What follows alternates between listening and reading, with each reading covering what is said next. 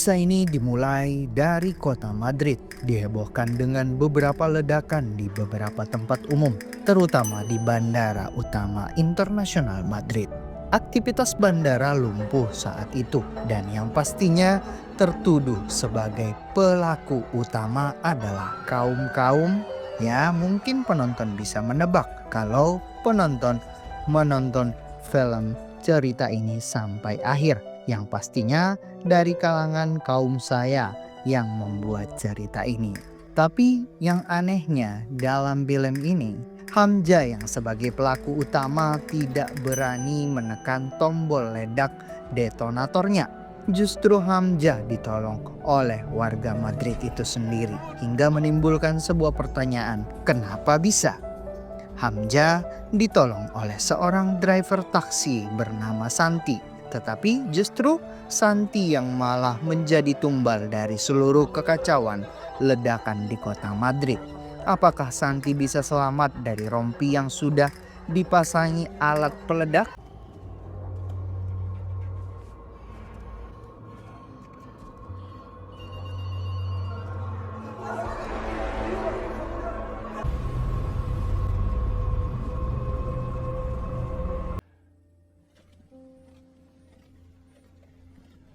Que no, nos has puesto el listón muy alto. Pero yo te agradezco la oportunidad que me estás dando.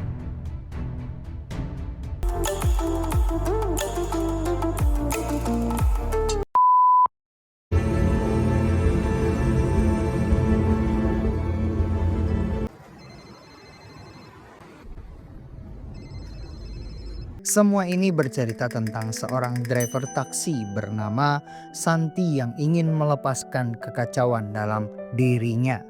Kekacauan di masa lalunya setelah anak perempuannya meninggoy akibat sebuah penyakit kanker.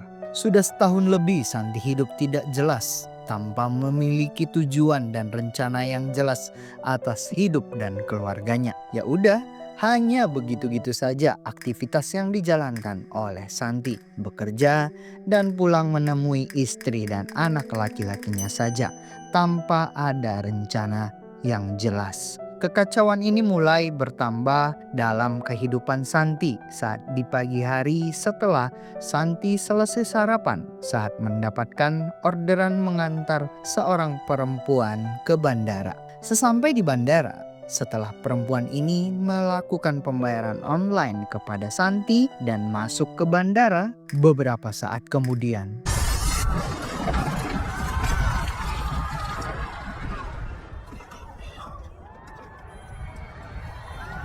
terdengarlah suara yang tidak kita inginkan. Ledakan yang begitu besar dari dalam bandara.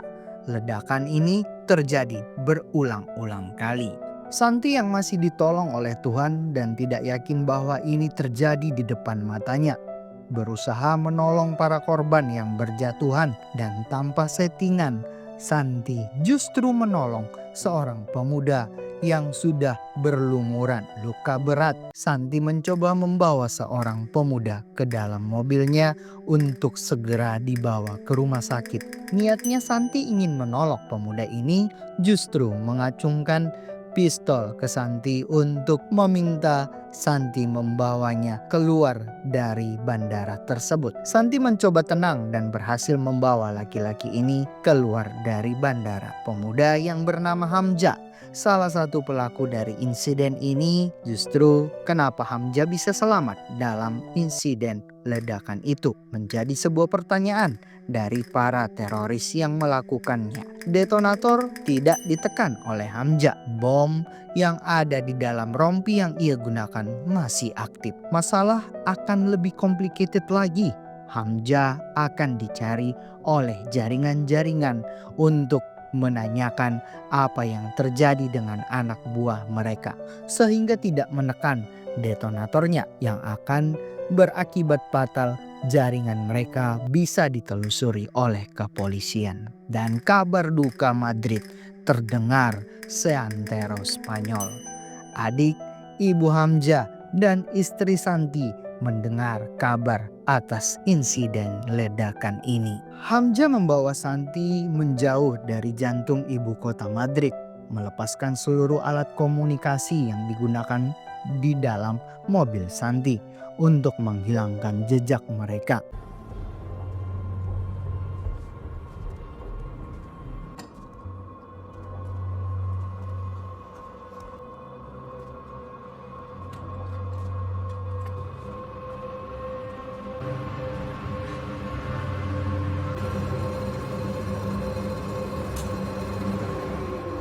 Seluruh perangkat keamanan Madrid langsung bergerak untuk mengidentifikasi para pelaku, mencari satu persatu semua jaringan yang terkait dan menemukan siapa-siapa saja para pelakunya. Kapten Villar, seorang perempuan yang akan memimpin misi ini untuk menemukan para jaringan teroris sampai ke akar-akarnya, dan 3 para pelaku diketahui. Salah satunya Hamzah. Seluruh jaringan yang terkait dengan kasus ledakan ini mulai ditangkap-tangkapin oleh kepolisian Madrid. Hamzah yang masih belum diketahui keberadaannya justru membawa Santi ke sebuah bendungan besar untuk bersembunyi sementara dari kejaran kepolisian Madrid. Disinilah Hamzah mulai berubah pikiran dan sadar apa yang sudah ia perbuat selama ini. Ternyata ini membuat orang banyak tersakiti, banyak yang kehilangan orang-orang yang mereka sayangi. Awalnya Hamzah ingin meninggalkan Santi sendirian dalam keadaan terikat tangannya di dalam mobil. Justru kesadaran Hamzah akan teringat ibu, ia mulai kasihan juga terhadap pria tua yang sudah ia sandra. Pria yang awalnya hanya ingin membantu, justru ia masuk dalam kondisi yang membawa dirinya ke ujung kehidupan. Hamzah menyesal apa yang sudah ia perbuat. Ia juga tidak tahu apakah ia akan menyerahkan diri ke kepolisian atau akan kabur selamanya, yang secara otomatis tidak akan pernah bertemu lagi dengan ibu dan adiknya. Inilah alasan Hamzah kenapa ia tidak menekan tombol detonatornya di dalam bandara. Ada satu perkataan yang membuat hati Hamzah tidak ingin menekan tombol tersebut. Berdasarkan doktrin dari jaringan yang sudah dipelajari Hamzah di hari tragedi itu, jika Hamzah menekannya untuk meledakkan bandara, katanya Hamzah akan melihat Tuhan yang menuntunnya ke surga karena sudah menyelesaikan tugas jihadnya. Tapi Hamzah malah berbeda. Ia tidak melihat Tuhan, justru ia melihat wajah ibunya yang membesarkannya, memiliki sebuah harapan terhadap anaknya. Sehingga Hamzah sadar, berhenti sejenak dan kabur dari bandara saat itu juga. Hamzah akhirnya menerima saran dari Santi agar semuanya keadaan menjadi lebih baik.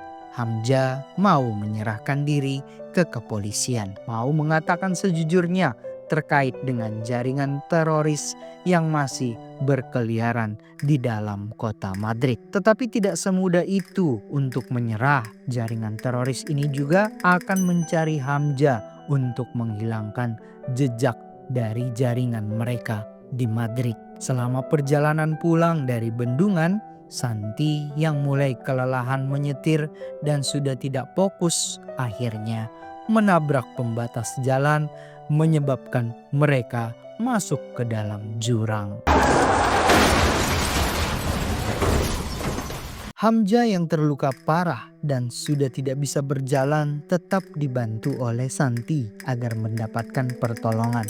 Dan beberapa saat kemudian seseorang datang menghampiri Santi.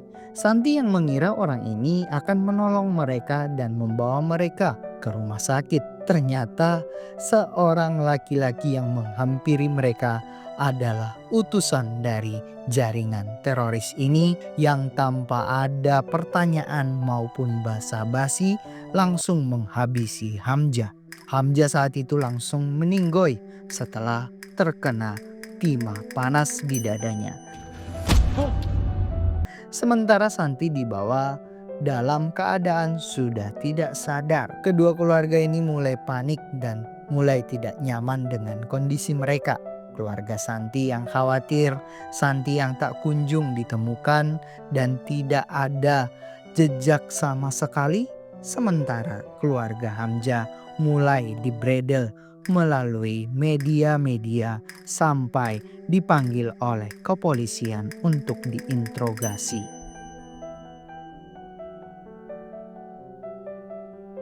Santi yang sadar ia sudah memakai rompi detonator peledak yang sudah disetting menggunakan handphone. Rompi ini akan meledak jika Santi berhenti berjalan. Dengan kondisi yang sudah tua, apakah Santi putus asa dan berhenti berjalan, atau sebaliknya ia akan semakin kuat untuk menjalani ini? Santi yang keluar dari sebuah kamar langsung melihat orang-orang di sekitarnya sudah panik dengan kondisinya. Bahwa Santi sudah berada di dalam sebuah pameran museum yang membuat seluruh museum ini orang-orang kabur dan memanggil kepolisian. Pilar yang masih memimpin kasus ini langsung menuju ke museum untuk membantu kondisi yang dialami oleh Santi. Pilar juga dibantu oleh para penjinak bom yang sudah mendekati Santi untuk membantu Santi agar bisa keluar dalam kondisi tenang. Setelah Santi menjelaskan cara kerja rompi yang ada di tubuhnya, kepolisian mulai bingung. Bagaimana caranya agar jantung kota Madrid tidak meledak, Santi bisa selamat?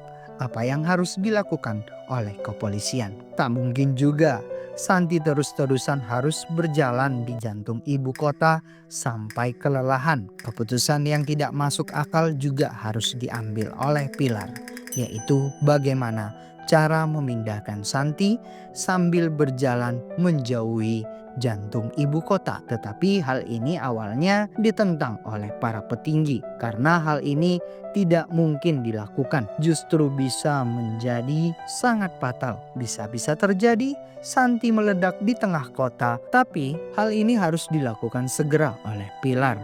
Jika tidak, bisa mempengaruhi seluruh sektor apapun di dalam ibu kota Madrid.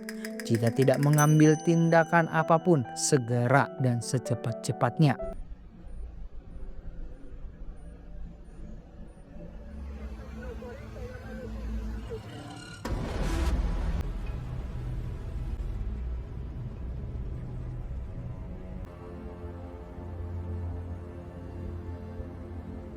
Setelah disetujui, Pilar mulai merencanakan pemindahan Santi dengan cara menggunakan alat gym treadmill. Sekarang yang menjadi permasalahannya lagi adalah Santi sebenarnya dipantau juga oleh para teroris melalui jarak jauh. Mereka bisa mengetahui posisi Santi berada di mana dan lebih gampang untuk meledakkannya begitu cepat. Pilar. Selama Santi diarak oleh seluruh kepolisian melewati jalan-jalan ibu kota Madrid, seluruh stasiun televisi pasti tertuju juga ke mata Santi, menyiarkan kondisi Santi saat ini. Otomatis istri dan anak Santi juga mengetahui itu melalui media sosial. Banyak drama-drama yang menyedihkan untuk anak dan istri Santi ketika mereka menghubungi Santi melalui telepon, melihat Santi diperlakukan seperti ini, diarak dan disaksikan oleh seluruh mata. Apalah daya, ia pun harus percaya dengan kepolisian yang akan menangani suaminya. Meskipun batinnya berkata apakah suaminya akan selamat dalam insiden ini, Santi pun tetap diarahkan oleh kepolisian untuk tetap terus berjalan menjauhi kota Madrid. Tapi mau sampai kapan Santi akan terus berjalan untuk menghindari dari kota Madrid, sementara para teroris ini bisa memantau Santi melalui siaran televisi yang menyiarkannya, yang sewaktu-waktu mereka bisa menekan tombol detonatornya dengan mudah. Pilar mulai berencana agar bisa mengelabui para teroris yang memantau Santi, membuat lupa untuk menekan detonatornya. Pilar memiliki ide memanfaatkan media televisi, mengelabui stasiun televisi yang menyiarkan Santi secara live, membuat settingan siaran memperlihatkan Santi masih tetap berjalan dengan membuatkan video rewind yang terus diulang-ulang, seolah-olah Santi masih berjalan sesuai dengan apa yang ditampilkan oleh televisi. Dan otomatis para jaringan ini akan berpikir bahwa rencana mereka masih sesuai dengan koridor. Padahal Santi sudah diarahkan masuk ke dalam sebuah truk box yang di dalamnya sudah disiapkan sebuah alat treadmill yang mengharuskan Santi tetap berjalan untuk menghindari rompi meledak di jantung ibu kota. Saat proses pemindahan Santi menjauh dari ibu kota, anak dan istrinya hanya bisa berdoa agar Santi bisa selamat dari rompi yang ia gunakan.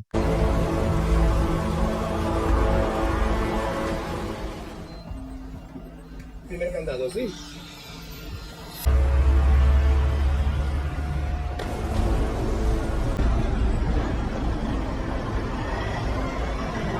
Di sisi lain, para kepolisian juga mulai bergerak untuk melakukan identifikasi untuk menangkap para jaringan yang masih tersisa. Dan salah satunya berhasil ditangkap oleh kepolisian setelah ia menekan tombol detonator berhasil dinyalakan.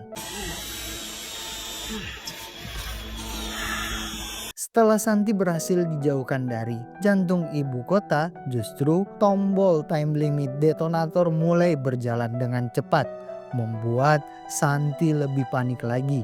Apakah ia akan lebih cepat juga akan pergi ke surga? Namun proses pelepasan rompi yang begitu dramatis pun segera dimulai, mengingat waktu yang sudah dihitung berjalan mundur dengan begitu cepat menuju proses waktu berakhir. Tim penjinak bom yang diberikan kepada Yesus yang tenang dan fokus terus berusaha untuk melepaskan detonatornya dan memberikan semangat agar Santi tetap tenang dalam proses pelepasan baju rompi ini. Dan akhirnya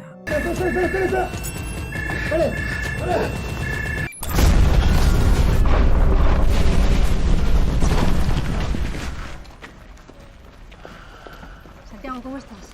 Santi dan Yesus berhasil selamat dan keluar dari mobil box dan bom pun meledak. Santi selamat dan beberapa saat di kemudian adegan yang mengandung bawang saat anak dan istrinya Santi datang menemui Santi, menunjukkan kekuatan sebuah keluarga berhasil mengalahkan seluruhnya meskipun dengan cobaan yang begitu besar. Apakah seorang ayah ataupun suami bisa berhasil keluar dalam kondisi yang begitu berat? Santi dan keluarganya bersatu kembali dan film habis. Terima kasih sudah menonton cerita film NSTV.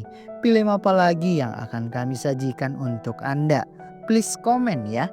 Dan jangan lupa like dan subscribe channel ini agar kami bisa menyaksikan masakan film-film yang menarik untuk Anda. Tunggu ya, ini masih ada adegan terakhirnya. Bagaimana hubungan antara Santi dengan keluarganya Hamzah. Setelah semuanya berjalan dengan tenang, esoknya Santi pergi menemui ibu Hamzah dan memberikan sebuah tasbih sebagai bentuk isyarat bahwa Hamzah tidak akan pernah kembali lagi ke pelukan sang ibu yang tercinta. Bye-bye.